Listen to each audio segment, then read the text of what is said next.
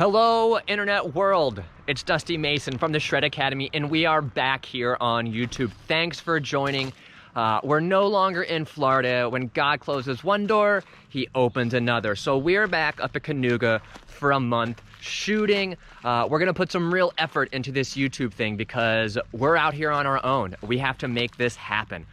So if you don't already subscribe, all that stuff, there'll be little linky things to click. So what are we doing today? We're gonna take a look at what consists of a good mountain bike jump. From the lip to the landing and the length, the whole thing. So maybe you can help your new mountain bike trails or your current mountain bike trails have proper jumps by your input. So let's get out there. Let's have a good day. Before we get started, we're gonna stop all the naysayers. No, you don't need tons of elevation to create a good jump or a good jump line. You can do that through good jump construction and creating flow with the surroundings you're given. Before we talk about tabletop construction, let's go ahead and mention that there are different styles of jumps. So not every jump is going to be created equally, but a mountain bike jump across the board will have the same characteristics. So as far as radius, length, landing length, all those things are going to kind of fall into the same realm, but then they'll be varied depending on which style of jump it is. But again, we're going to be talking about tabletops today. So let's start off with the lip. And here we are at I want to say, let's count it out. 1, 2, 3, 4, 5, 6, 7, 8, 9, 10, about a 10-foot tabletop from the lip, edge of the lip, to what I'd call the knuckle, which is where a jump rolls over from the tabletop down into the landing. So let's go ahead and have a look at this 10-foot tabletop, which I feel is very well built as far as jump radius, height, and landing and everything. Let's have a look. Okay guys, I am at the bottom of the lip. And before I start walking up this thing, I want to note that I'm not walking on the riding surface. I'm making sure that I'm walking almost up the drainage. People put a lot of time and effort into creating these lips, and just trudging up them with your feet to check them out is awful. So if you're going to be looking at the lips at your trails or a bike park scenario, don't walk straight up the face. Just walk up the side if there's drainage to try to keep that shape. Okay, so moving on. Now again, I mentioned this guy is like probably, I want to say 4 to 5 feet. We'll call it 4. I said 5 before. But it's like 4 feet from the bottom of the trough of the lip. And it takes about, let's see here, I said 10 feet. 1, 2, let's start over there here. I got 1, 2, 3, 4, 5, 6, 7, 8, 9, 10. Okay, again, I was pretty accurate on that. About 10 feet that it takes to go from being, going straight, right, to when you're leaving the jump. So that whole 10 feet is transition. The more transition a mountain bike jump has, the more efficient it is for our suspension. What does that mean? So if you have a dirt jump scenario, right, bunch of real steep lipped and real down, and your arc is supposed to go straight up and then straight down. Our mountain bikes won't work well if there isn't enough room to transition from going, down the trail to off the ramp. The compression and rebound of the suspension gets really hairy, and the speed that it kills as it absorbs that energy really makes, again, super steep and short jumps awful for mountain bikes.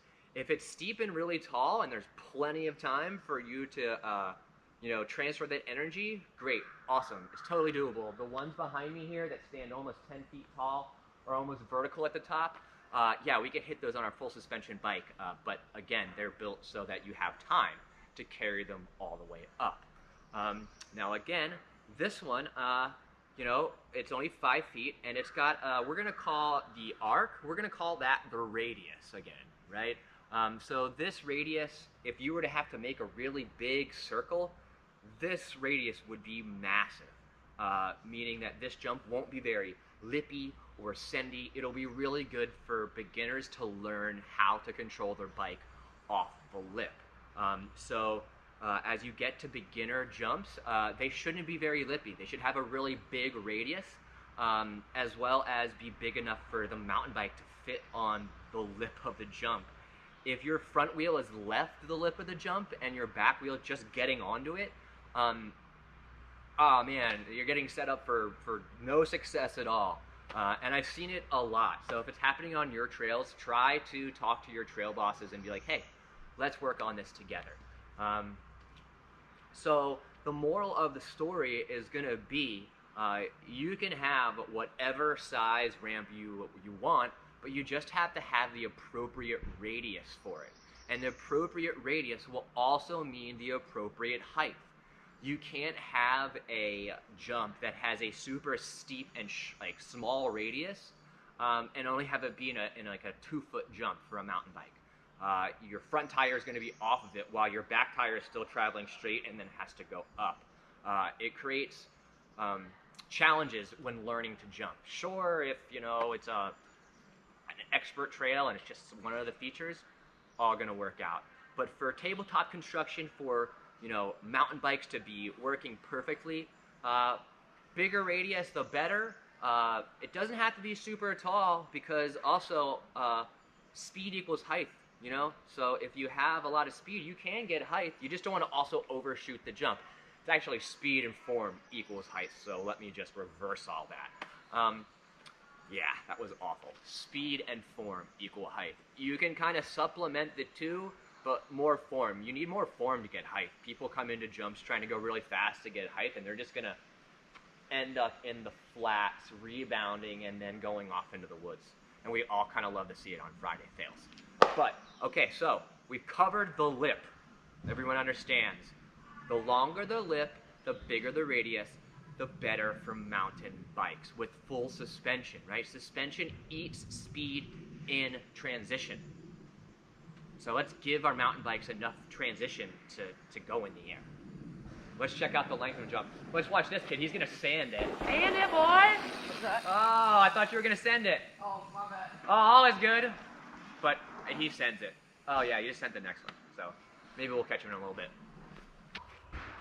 Okay, so like I mentioned, I was going to go over to a super simple tabletop. This is a perfect beginner tabletop.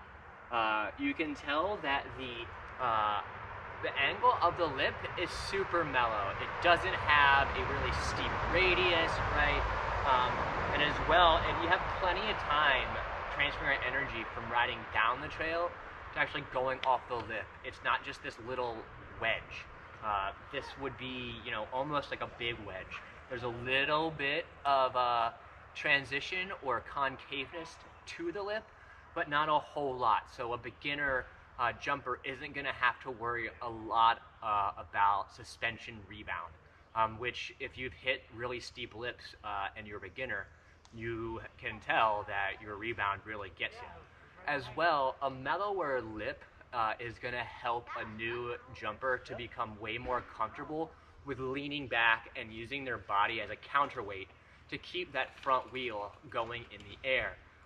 Tendency is, if this lip is really steep, because someone created a dumb song called Stand Up to the Jump, everyone just wants to stand up, and that is just going to put all your weight over the front tire, and your front tire is going to dive as soon as it leaves the lip. So a mellower lip for beginners is going to help them get way more comfortable with using their body as a counterweight and getting that front wheel to keep going in the air. As we talk about the length of this jump, notice that it's only about 6 feet long. It's probably only as long as I am tall. Again, but the landing is super long. It's about 10 feet long. So even if you over jump, you're still going to catch transition, and you're not going to just land flat. So there you have it. Yeah, that's jumps.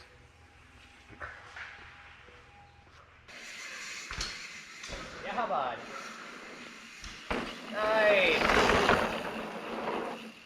See, great for beginners. Notice how he cased and it wasn't just like a steep landing that he bounced to the bottom. Look how long this thing is. It's a 10-foot tabletop, but you can go 20 feet and you're still not at the bottom, right? Yes, you need a little elevation for this, but also like it's only 6 feet off the ground. So you're just running that landing out. The landing doesn't have to be really steep. We're gonna be pumping at the end of the transition. You really see steep landings in dirt jumps. Again, we want enough room for our full suspension mountain bike to land, absorb its compression, and go on to the next one. Also want to give a little room, right? Like if I send it a little deep, I don't want to be landing in the flats. So the longer the landing, the better, right? And if you're arc, let's talk about the steepness of your landing. And that's going to be dictated, wow, English is hard sometimes, isn't it? The angle of your landing is truly going to be dictated by the angle of your lip, right? Because the angle of your lip is creating the arc on which you're going to be flying, right? None of us fly across straight, or really hope we don't. Yeah! I want to make sure I'm not. Yeah, boy! Come on, boy! Yeah! Little dude just sending it. We love seeing it. Heck yeah. Should be, so again, the landing is going to be dictated by the angle of the lip. If my arc is really high, I kind of need a steeper landing, so my landing is softer, right? I'm coming down, I'm meeting the landing, and I can ride away. If I have a really steep lip with a really flat landing, the landing is going to be really harsh. So mellow lip, mellow landing. Really steep lip, steeper landing, but it doesn't need to be as steep as the takeoff. Like you kind of almost see in a lot of BMX or dirt jumps for dirt jumpers or BMX bikes, to be clear.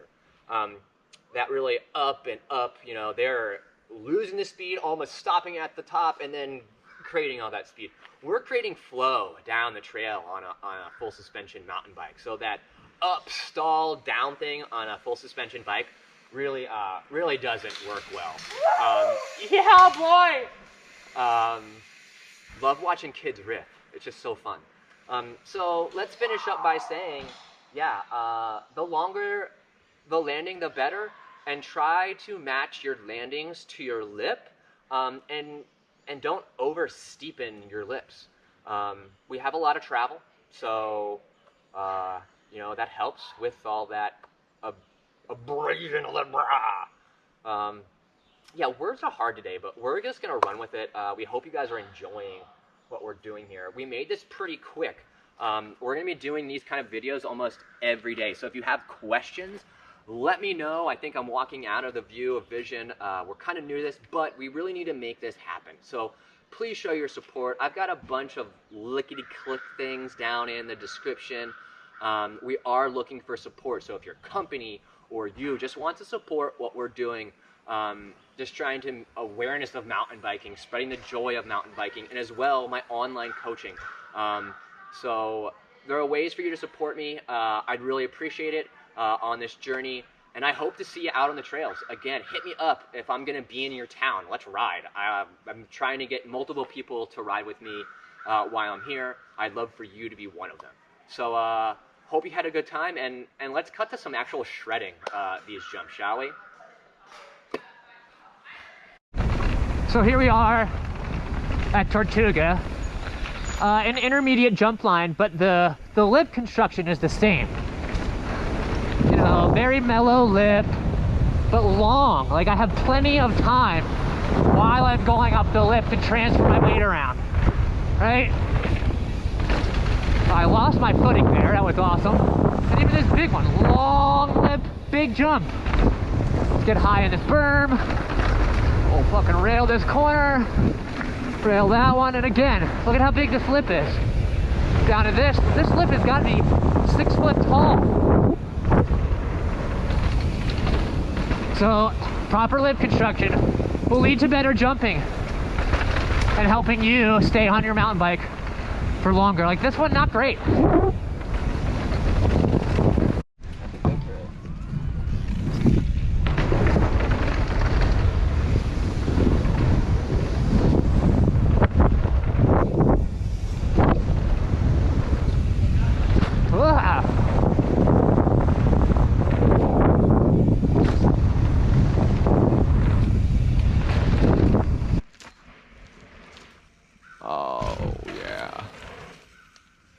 Yeah, boy.